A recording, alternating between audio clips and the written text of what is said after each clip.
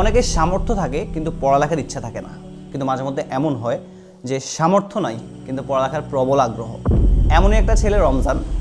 আমরা শুনতে পারি যে রমজানের পড়ালেখা করার খুবই আগ্রহ। সো আমি তখনই কনফিডেন্ট ছিলাম যে আমার ভাই ব্রাদার অনেকেই আছে যাদেরকেই বলবো তার পড়ালেখার খরচটা ম্যানেজ করা যাবে। পরে আমি সর্বপ্রথম নক দিয়েছি আমাদের জহিরুল ইসলাম ভাইকে।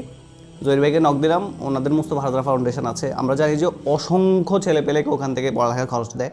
আমি যখন ভাইরে নক দিলাম যে ভাই একটা ছেলে আছে এমন এমন যে ওরে আর কি পড়ালেখার খরচটা কি দেওয়া যাবে নাকি আপনাদের ফাউন্ডেশন থেকে, সাথে সাথে উনি এগ্রি হয়ে যায়।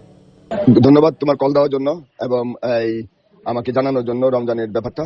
আমি ইনশাল্লাহ রমজান যদি তার ব্যাচেলর ডিগ্রি অনার্স করতে চায়, মাস্টার্স করতে চায় এবং ইভেন সেই ডক্টরেট করতে চায়, আমি ইনশাল্লাহ তার পড়াশোনার সমস্ত খরচগুলো আমি ব্যক্তিগতভাবে ইনশাল্লাহ তাকে সাপোর্ট করবো এবং সহযোগিতা করবো। ভাই আমিও আপনারা বলছিলাম একটা ছেলের কথা, যে পড়ালেখা করতে চাচ্ছে আর কি, পারিবারিক কারণে একটু সমস্যা, তো ওরে নিয়ে আসছিলাম। ভাইয়ের নাম হচ্ছে রমজান। এই তুমি পড়াশোনা করো ইনশাল্লাহ, যে কোনো জিনিস বলবা, তোমার পড়াশোনা কোনোভাবে যেন স্টপ না হয়। হ্যাঁ, ঠিক আছে? জি ইনশাআল্লাহ।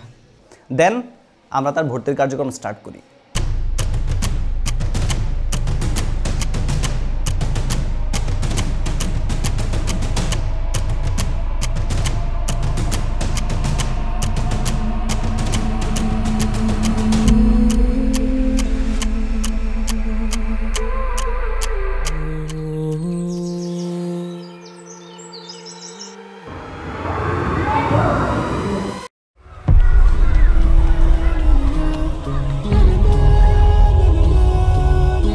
অনেক ধন্যবাদ জহিরুল ইসলাম কাউসার ভাইকে এবং মুস্তফা হাজরা ফাউন্ডেশনকে রমজানকে এরকম চমৎকার একটা সুযোগ করে দেওয়ার জন্য। আল্লাহ তাআলা আপনাদেরকে জাযায়ে খায়ের দান করুক।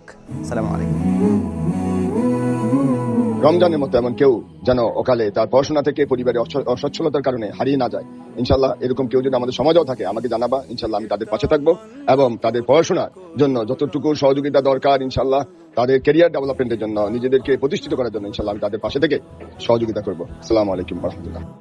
দিলের তামান্না পূরণ করো রমনা, দিলের তামান্না পূরণ করো।